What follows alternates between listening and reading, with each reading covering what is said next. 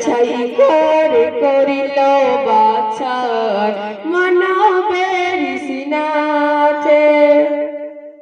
জামিয়া সিদ্দিকিয়া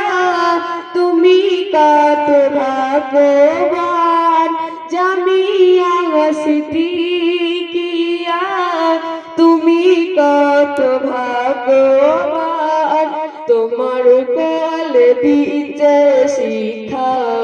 দেখো হাদিস কুরআন তোমার কোলে দিতে শিক্ষা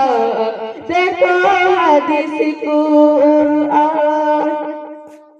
অর্থ দিয়ে যোগান যিনি